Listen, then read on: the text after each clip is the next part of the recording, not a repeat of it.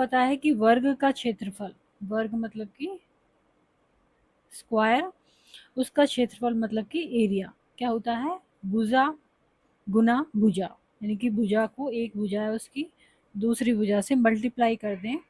भुजा का अर्थ है एक भुजा की लंबाई, तो उसको मल्टीप्लाई कर दें, गुना कर दें, तो क्या आ जाएगा, वर्ग का क्षेत्रफल आ जाएगा।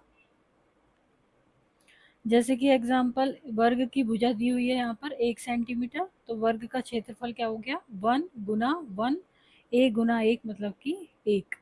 2 है यदि वर्ग की भुजा, तो 2 गुना 2 4 क्या हो गया, वर्ग का क्षेत्रफल हो गया।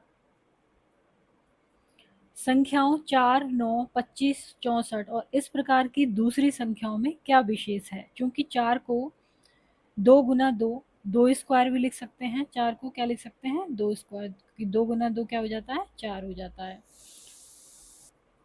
ऐसे ही 9 को क्या 3 गुना 3 भी लिख सकते हैं, 3 स्क्वायर भी लिख सकते हैं। अतः हम पाते हैं कि इस प्रकार की सभी संख्याओं को उसी संख्या के गुणनफल के रूप में व्यक्त किया जा सकता है। इस प्रकार की संख्याएं जैसे 1, 4, 9, 16, 25 को वर्ग संख्याएं कहते हैं।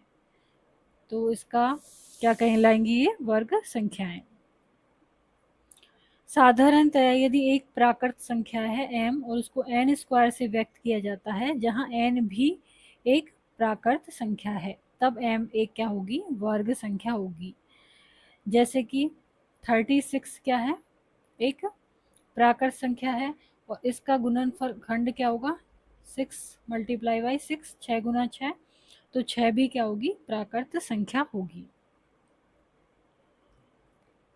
और यहाँ पर 36 क्या कहलाएगी, वर्ग संख्या कहलाएगी। हम जानते हैं कि 5 का स्क्वायर करते हैं तो 25 आता है, 6 का स्क्वायर करते हैं तो 36। यदि 32 एक वर्ग संख्या है, यदि हम माने, तो यह एक प्राकृत संख्या का वर्ग होना चाहिए, जो कि 5 से 6 के बीच में आना चाहिए, क्योंकि 25 है, यहाँ पर 36 है। तो ऐसी संख्या होनी चाहिए जो 5 से 6 के बीच में आए, परंतु यहाँ 5 और 6 के बीच में कोई प्राकृत संख्या है ही नहीं, कोई होती नहीं है, क्योंकि तो ये क्या होगी, वर्ग संख्या नहीं होगी 32। अब यहाँ पर लिखा गया है, इसके बारे में विचार करिए। जैसे एक संख्या है, इसका वर्ग क्या होगा, एक। दो संख्या है, इसका वर्ग क्या होगा, 4।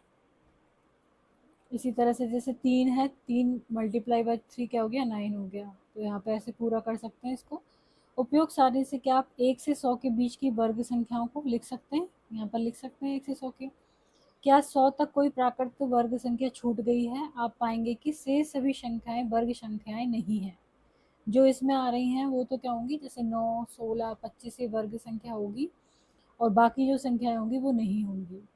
संख्या 1, 4, 9, 16 वर्ग संख्याएं, ये संख्याएं क्या कहलाती हैं, पूर्ण वर्ग संख्याएं भी कहलाती हैं।